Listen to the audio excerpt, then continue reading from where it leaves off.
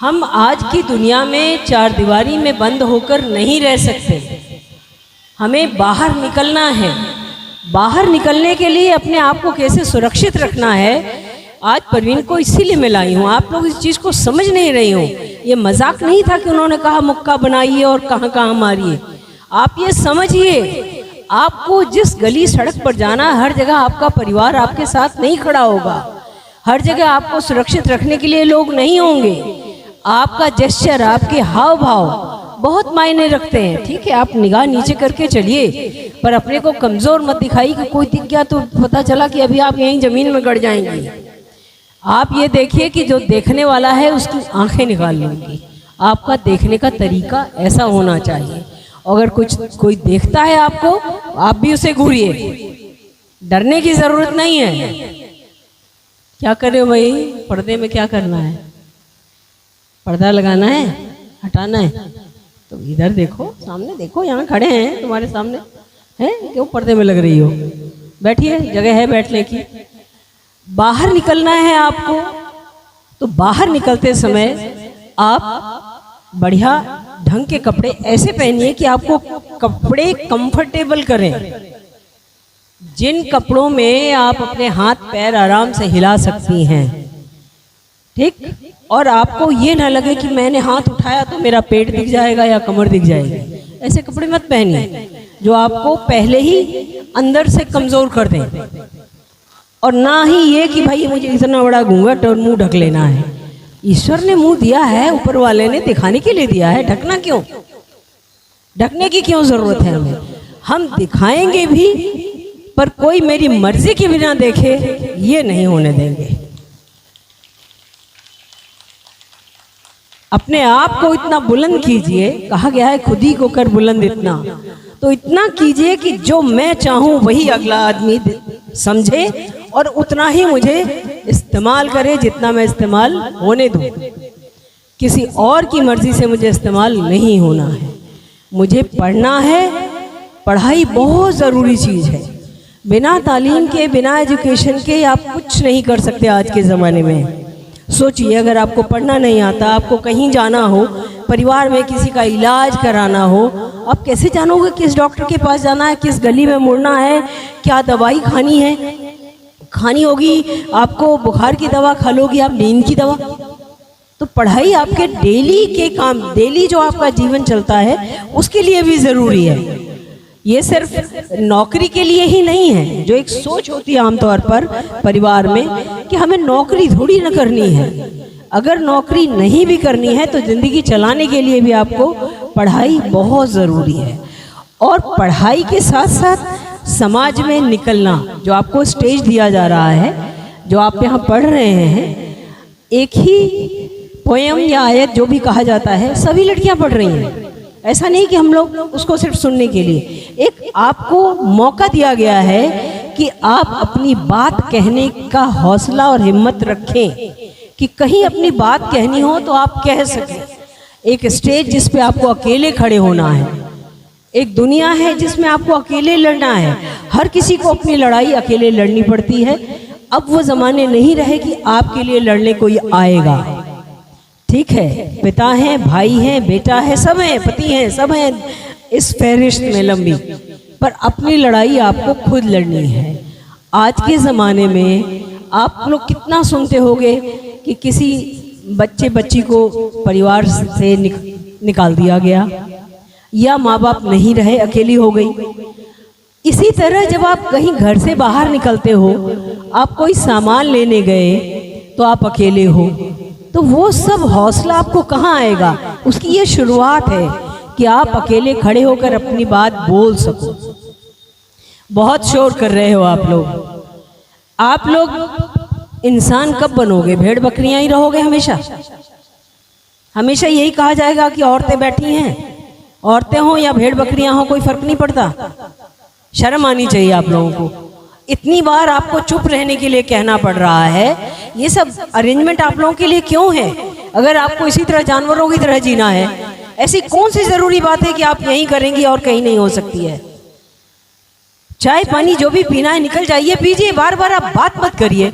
इतना कहने के बाद भी आप लोग सुनते नहीं हैं। हम लोग यहाँ टाइम वेस्ट करने नहीं आए हैं, आपको जगा रहे हैं, आपको बता रहे हैं, आपको समझा रहे हैं, तो सुनिए। आप अगर आपस में ही बात करनी है तो हम पढ़ी लिखी महिलाएं आपस में बात कर लेंगे, आपसे बात करने की जरूरत नहीं है। अगर आपको नहीं सुनना, जिनको नहीं सुनना हाथ उठाइए और प्लीज पीछे बैठ जाइए। अगर आप आगे रह के नहीं बोलेंगी, अगर बात करती रहेंगी और मेरी बात नहीं सुनेंगी तो मैं बुला के यहीं खड़ा कर दूंगी और आप बोलिएगा। फिर आपको बोलना पड़ेगा, या मुझे सुनिए या खुद मुझे सुनाइए, अगर मैं गैर जरूरी बात कर रही हूं तो। जो अभी परवीन ने बताया, आप उनको समझिए कि हमारे बॉडी के पार्ट किसी के भी, वो मर्द हो या औरत हो, सबके सेंसिटिव होते हैं, संवेदनशील होते हैं, कमजोर होते हैं। आपको सामना करने की टेक्निक आनी चाहिए, अपने को ताकतवर करना है। ताकतवर करने के लिए हमको जिम में जाके डंबल नहीं उठाना है। आप आटा गूंदेंगी उसमें भी ताकत लगती है। हर काम को अपने पूरी ईमानदारी से और पूरे लगन से कीजिए कि ये मेरे जीवन में काम आएगा। अगर आज मैं करूंगी तो मुझे कल इसका फल मिलेगा। आपकी माँ अगर कमजोर है तो क्यों है? ईश्वर ने उसको शरीर के उतने ही अंग दिए हैं जितने आपको दिए, जितने मुझे दिए हैं। मैं क्यों ताकतवर गिनी जा रही हूँ और वो क्यों कमजोर है? इस पे दिमाग लगाइए। क्यों? क्योंकि उसने दिमाग नहीं लगाया, ना किसी ने उसको समझाया, ना खुद समझा। अपनी ताकत को पहचानिए और अंदर की ताकत को बाहर लाइए। हर किसी के अंदर ताकत होती है, बाहर से नहीं आती है, अंदर से आती है। एक अंधेरी सड़क पे एक लड़की चली जाती है, वहीं 4 लड़कियां नहीं जा पाती हैं। क्यों नहीं जा पाती हैं? एक अंदर से मजबूत है कि कोई आएगा तो देख लूंगी, मरना एक ही बार है। कोई दोबारा मरता है क्या? तो इतनी मजबूत होइए कि या तो सामने वाले का सामना कर लेंगे या तो दुनिया ही छोड़ जाएंगे, पर उसके हिसाब से नहीं, अपना शोषण नहीं कराएंगे कि कोई हमारा नाजायज फायदा उठाए, ये हम नहीं होने देंगे। इसलिए घर की चीजों को भी समझिए। पढ़ाई का मतलब कहीं से ये नहीं होता कि हम घर के काम नहीं करेंगे, घरेलू चीजें नहीं आएंगी। मुझे भी सब कुछ आता है, आप मेरे घर आइए, मैं बना के आपको खिलाऊंगी। सिलाई, बिनाई, कढ़ाई, ऐसी कोई चीज नहीं जो मुझे ना आती हो। ये टोपी मैंने पहनी है, मैंने खुद बनाई है। समझ रहे हैं आप? तो हर चीज सीखिए, चाहे वो मर्दों के काम हो वो भी सीखिए और जो औरतों के काम है वो भी सीखिए। ऑपरेशन सिंदूर आपने सुना? देखिए 2 महिलाओं की फोटो आती थी। उन 2 महिलाओं के नाम कौन बताएगा? बताइए आप लोगों में से, पीछे जो आई हैं आज पढ़ने यहाँ, बताइए 2 महिलाओं के नाम आते थे जिन ऑपरेशन सिंदूर सुना है आप लोगों ने? क्या हुआ था? अपने पड़ोसी देश के साथ जो हमारी आपस की जंग हुई, उसमें हमारे देश ने विजय हासिल की। उसमें 2 महिलाओं का नाम था। बोलिए पीछे। अब देखिए ये चीजें आपको पता नहीं, क्योंकि आप आपस में बात करते रहते हो, काम की चीजें नहीं पता है। बताइए परवीन, उधर मुंह कर लीजिए। सुनो,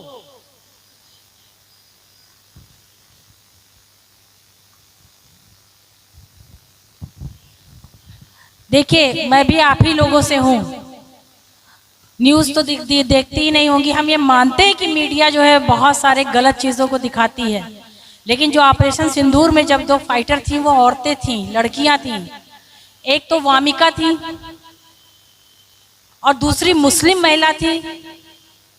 हम भाइयों से पूछना चाहेंगे, पहले हम भाइयों से पूछना चाहेंगे जो हमारी मुस्लिम बहन थी वो कौन थी?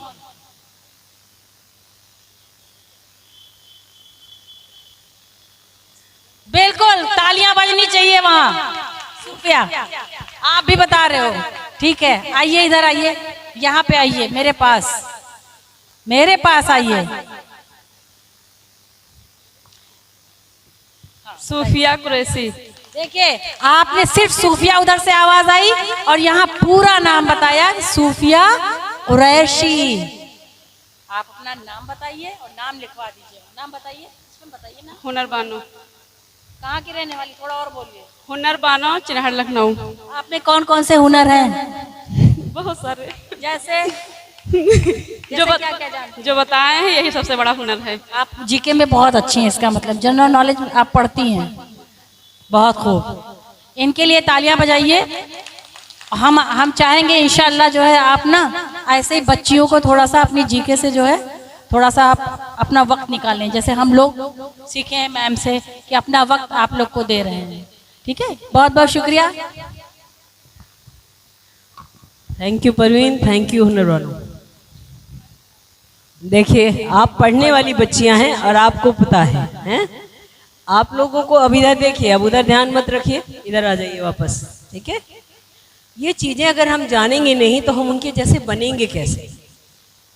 ये सब आइडियल होते हैं, एक हमारे मॉडल होते हैं, रोल मॉडल होते हैं। जब आप कुछ बनेंगी वो भी आप ही की तरह थी, पढ़ लिख के वहां तक पहुंची, क्योंकि उन्होंने अपने आप पे भरोसा किया, अपनी ताकत पे उन्हें भरोसा था, इसलिए वहां तक पहुंची। ठीक है, तो आप लोगों को मैं यही समझाना चाह रही हूँ। और समझिए, आज दुनिया में कोई ऐसा काम नहीं है जिसे औरतें नहीं कर सकती हैं। चाहे प्लेन उड़ाना हो, पानी का जहाज चलाना हो, ट्रक चलाना हो। हमने ट्रक ड्राइवर भी देखी है। कल के पेपर में एक फोटो निकली थी, एक ई रिक्शा चला रही हैं लखनऊ में लेडी हैं, और पढ़ी लिखी लड़की है। उसने कहा मैं किसी के बर्तन मांजूं, उससे बेहतर है कि जब मैं पढ़ी लिखी हूं मैं चलाऊं। रोड पे निकलना तो है ही है ना, तो हम डरे क्यों? अगर हम डरेंगे तो हम घर में बैठ के भी रोज रोज मरेंगे। भाई हम किसी के सहारे खाएंगे, हमें खिलाने वाला कोई हो, पहनाने वाला कोई हो, फिर हम उसकी मर्जी से चलेंगे। वो कहेगा लाल पहनो तो हम लाल पहनेंगे, काला पहनो तो काला पहनेंगे। जब हम अपनी मर्जी से नहीं कुछ कर सकते तो हमें तो उसकी मर्जी पे जीना पड़ेगा ना। अगर अपनी मर्जी से आज़ाद परिंदे की तरह जीना है तो हमें अपने पैरों पे खड़े होना है। उस पैरों पे खड़े होने के लिए तालीम बहुत ज़रूरी है, पढ़ाई बहुत ज़रूरी है। वो पंख पढ़ाई से ही मिलते हैं, वो ज़मीन पढ़ने से ही मिलती है। तो इसलिए ये जितना अरेंजमेंट बाबा जी ने, कृष्णा जी ने किया है, आप लोगों को जो हर साल मौका दिया जाता है, इसी बात के लिए दिया जाता है कि आप इस पावर को समझें। आप लड़ाई से, कुश्ती से, मुक्केबाजी से उतना नहीं पा सकती जितना पढ़ाई से मिलेगा। आदमी किसी को, कोई भी कितना बड़ा गुंडा हो, 2 साल 4 साल गुंडाई कर लेगा, फिर तो जेल चला जाएगा ना, वहीं सड़ेगा, या उसके ही हाथ पैर टूट गए, क्या करेगा? एक पानी बोतल देना। तो इसलिए अगर आपको अंदर से मजबूत बनना है, जिंदगी में कुछ पाना है, अपनी मर्जी से जीना है, तो आप पढ़िए। पढ़ने के साथ साथ ऐसे हुनर सीखिए जो आपकी रोजमर्रा की जिंदगी में आपको काम आए। तो आप पढ़ाई के साथ साथ बाकी हुनर भी सीखिए। ठीक, अपने भाव, अपने चाल ढाल को ऐसे रखिए जिसमें आपका कॉन्फिडेंस झलके। ठीक है, कॉन्फिडेंस कैसे आएगा? जब आप पढ़ेंगी, जब आप सेहतमंद रहेंगी। अच्छा खाना खाइए। आजकल फास्ट फूड चल गए हैं। फास्ट फूड मतलब जल्दी से बनते हैं और फटाक से आदमी खा लेता है, ना बनाने में की मेहनत, ना खाने की मेहनत। आपको पता होना चाहिए हर अनाज के साथ ऊपर वाले ने उतनी एनर्जी और उतना ही मैकेनिज्म जोड़ा है। या तो आप उसे बनाने और खाने में समय लगा दीजिए या उसे पचाने में समय लगाइए, समय बराबर लगेगा। तो जो आप फास्ट फूड खाते हैं वो खा तो आप फटाफट लेते हैं, वो हजम होने में टाइम लेता है और इसीलिए पेट की दुनिया भर की बीमारियां हो रही हैं, लीवर खराब हो रहे हैं। आप शराब नहीं पीते फिर भी आपका लीवर खराब हो रहा है। आप वेजिटेरियन हो फिर भी दुनिया की बीमारियां लग रही हैं क्योंकि आप फास्ट फूड खा रहे हैं। तो कृपया फास्ट फूड, जितनी माएँ हैं बच्चों को मैगी या मैदे से बनी चीज़ें, सामान्यतः आप समझ लें मैदे से बनी चीज़ें कम से कम दें। फल फ्रूट खाने का ज़रूर कुछ ना कुछ उनका मेन्यू में रखें। केला सबसे सस्ता फल होता है, अमरूद सबसे सस्ता फल होता है, बहुत सारे फल हैं, तरबूज है। हर सीजन में कुछ ना कुछ ऊपर वाले ने ऐसा दिया है जो हर कोई खा सकता है। सेब और अनानास खाना ज़रूरी नहीं है, तो आप बच्चों को, बच्चियों को फल ज़रूर खिलाएं। इसी तरह दूसरी चीज़ आती है कि खाना प्रॉपर खाएं बच्चे। खाने में दाल होनी चाहिए। जब आपका प्रोटीन नहीं जाएगा बॉडी में तो आपकी हड्डियां कमज़ोर हो जाएंगी। बहुत सारे डॉक्टर हैं और डॉक्टर लोग भी इस चीज़ को बताएंगे, पर मैं इसलिए बता रही हूँ कि मैं डॉक्टर नहीं हूँ तब बता रही हूँ, तो आपको ध्यान रखना होगा कि बिना डॉक्टर हुए जब मुझे ये पता है तो आपको भी पता होना चाहिए। खाना बच्चे की सेहत के लिए कितना ज़रूरी है और क्या चाहिए वो माँ को देना चाहिए, ना कि बच्चा क्या कह रहा है। बच्चे ने कितनी ज़िंदगी देखी है, आपने जो दिखाया वो देखा है। आप कोल्ड ड्रिंक पिला रहे हो मतलब आप अपने बच्चे को जहर पिला रहे हो। बड़े शौक से लोग कहते हैं मेरा बेटा तो पूरा एक सांस में पी जाता है। आपको शर्म आनी चाहिए, आपका बच्चा जहर पी रहा है, वो जहर है। उस एसिड को आप टॉयलेट में डाल दीजिए, टॉयलेट साफ हो जाएगा। किसी पेड़ में डाल दीजिए, पेड़ जल जाएगा। आप अपने बच्चे को वो सब चीज़ें पिला के खुश हो रहे हैं। ये आदतें हटाइए। ये आदतें क्यों हैं? क्योंकि आप पढ़ी नहीं हैं। किताबें पढ़ लेना सिर्फ पढ़ना नहीं होता, नॉलेज अलग चीज़ होती है। बुद्धि आपकी खुलेगी तब आपका नॉलेज बढ़ेगा, तब आपका ज्ञान आएगा। सिर्फ किताबें पढ़ने से नहीं होता है। और जिन्होंने दोनों ही काम नहीं किया, किताब भी नहीं पढ़ा, अपनी बुद्धि भी नहीं खोली, तो उनका तो ऊपर वाला ही मालिक है। फिर वो तो जो कमाएंगे डॉक्टर को ही देते रहेंगे। इसीलिए डॉक्टरों की जमात बढ़ती जा रही है। क्यों? क्योंकि हम लोगों ने अपने दिमाग का इस्तेमाल करना बंद कर दिया। अब इसमें कितने लोग हैं जो मोबाइल यूज करते हैं? हाथ उठाइए। है ना? 100% लोग मोबाइल यूज करते हैं। मोबाइल में आप क्या सिक्योरिटी यूज करते हैं ये बताइए। फेसबुक चलाते हैं, व्हाट्सएप चलाते हैं, इंस्टा चलाते हैं, ये बहुत बड़ा खतरा बन रहा है लड़कियों के लिए स्पेशली। कैसे बन रहा है? लड़कियां अपना स्टेटस डालती हैं, ठीक, आज मैं फलानी जगह जा रही हूँ।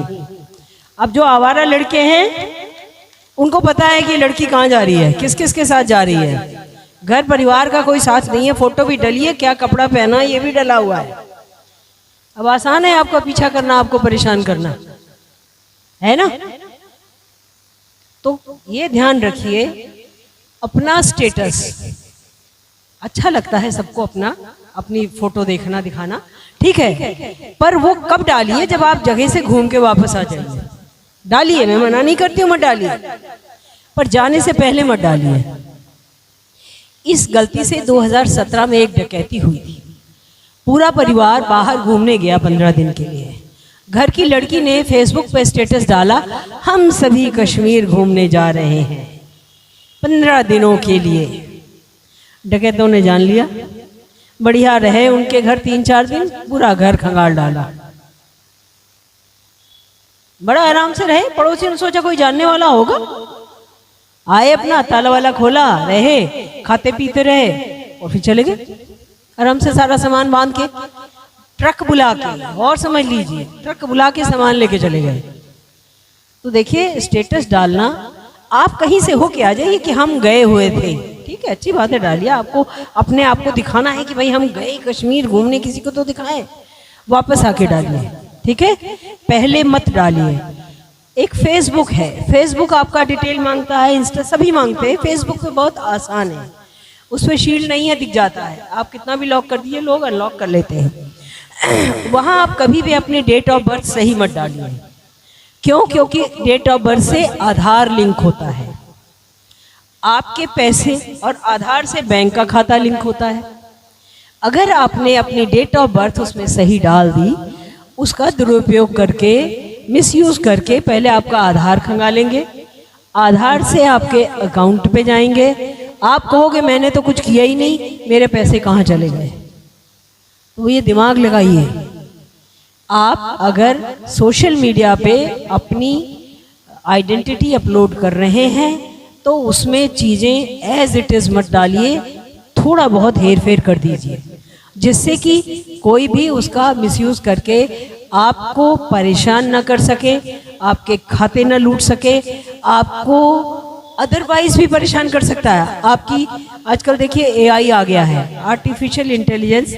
आप यहाँ बैठे हो, आपको अमेरिका में दिखा देगा, वहाँ के किसी सीन में आपकी फोटो फिट कर देगा और बिल्कुल आप पहचान नहीं पाओगे। जो गूगल के हेड है सुंदर पिचाई, हिंदुस्तान के ही रहने वाले हैं, वो इससे बहुत परेशान हैं और उस पर काम कर रहे हैं। आए दिन इसके अपडेट आ रहे हैं कि वो लोग परेशान हैं कि एआई से कैसे निपटें।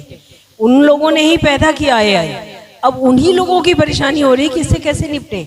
वो ऐसी चीज़ें बना दे रहा है एआई कि समझ में ही नहीं आ पा रहा है कि ये देखने वाला कहता है ये मैं हूँ, एकदम ही नहीं पता चलता है कि मैं हूँ या नहीं हूँ। तो सोशल मीडिया वो उस तरह है, अगर आपने बंदर के हाथ में दे दिया तो वो बंदर उस उतरे को कहाँ चलाएगा आपको नहीं पता है। इसलिए सोशल मीडिया को बहुत सोच समझ के हैंडल करिए। अब दूसरी बात पे आते हैं, अगर आपके साथ किसी ने सोशल मीडिया के साथ छेड़छाड़ करके कोई अपराध कर दिया, कोई क्राइम कर दिया, आपकी फोटो बना दी, बना के आपके रिश्तेदारों को भेज दिया, ऐसे केसेस बहुत आते हैं 1090 पर। तो 1090 आपके लिए है, आप 1090 पर कॉल करके उनको अपनी शिकायत बताइए। जो फोटो वगैरह आई हैं आपके पास उसको डिलीट मत करिए, वो आपसे मांगेंगे फ़ोटो।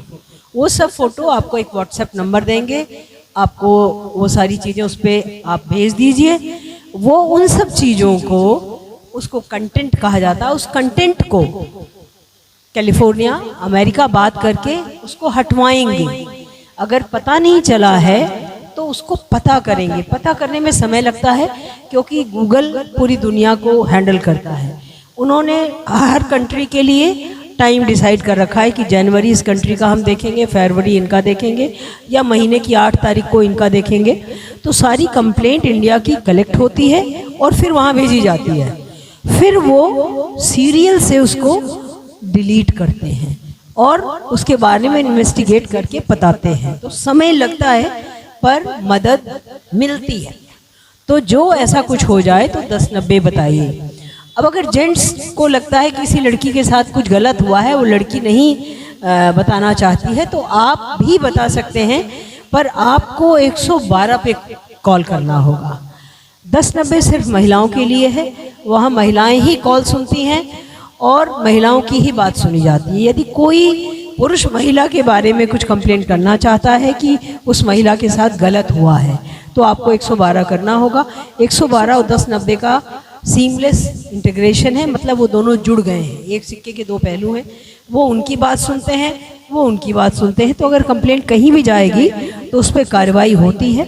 कुछ कार्रवाइयाँ तुरंत हो जाती हैं, कुछ में टाइम लगता है। कार्रवाई पूर्ण होने के बाद आपसे फीडबैक लिया जाता है। विदिन कार्रवाई ख़त्म होने के 24 घंटे के अंदर में, फिर 15 दिन के बाद, फिर 3 महीने के बाद यदि आप बता देते हैं कि अब प्रॉब्लम नहीं है, तो आपकी प्रॉब्लम जो होती है उसको क्लोज कर देते हैं। फिर दोबारा कभी हो फिर आप कंप्लेन कर सकते हैं। ऐसा नहीं है कि एक बार कर दिया तो दोबारा नहीं कर सकते हैं। तो ये एक जो सोशल मीडिया वाला प्रॉब्लम है, ये मैं आप लोगों को ज़रूर चाह रही थी। एक पॉश का जिक्र अभी परवीन ने किया था। पॉश नहीं जानते होंगे, मुझे नहीं लगता है कि आप लोग जानते हैं। पॉश क्या है?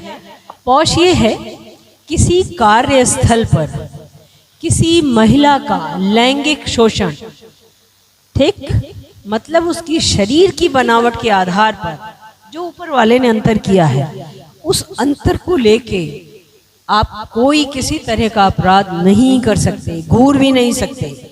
हमारे शरीर के कुछ ऐसे अंग हैं जहां पुरुषों को सार्वजनिक स्थान पर, आपके पति हैं, आपके प्रेमी हैं, अकेले में मिलेंगे, पर किसी के सामने यदि आपकी इच्छा के अनुरूप विरुद्ध जाके वो घूरते हैं या उस पर कमेंट्स करते हैं, तो उससे भी सुरक्षा के लिए ये कानून बना है, जिसे कार्यस्थल पर यौन हिंसा से के शोषण से मुक्ति, ये कहा गया है। शॉर्ट में इंग्लिश में उसका नाम है पॉश, प्रिवेंशन ऑफ,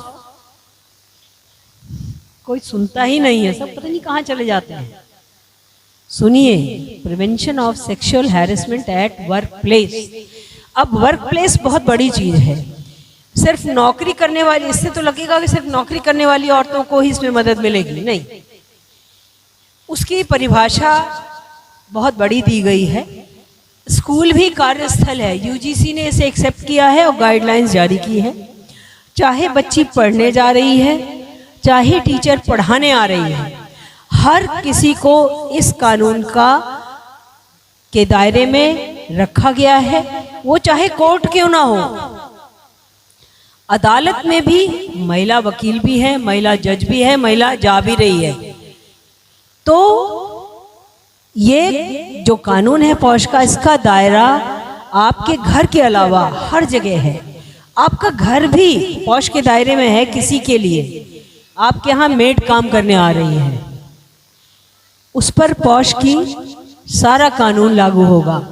आपके घर महिला काम करने आ रही है तो आप उसके शारीरिक बनावट पर टिप्पणी नहीं कर सकते।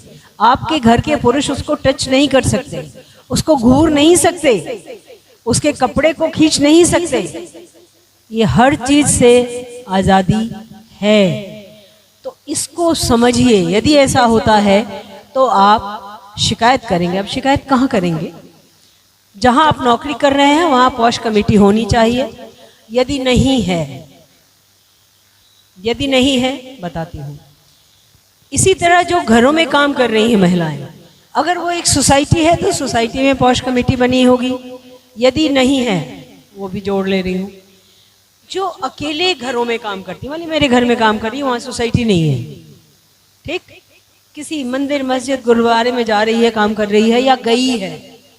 एक लड़की सौदा लेने, खरीदारी करने मार्केट में परचून की दुकान पे जाती है, परचून वाला उसके साथ गलत हरकत करता है।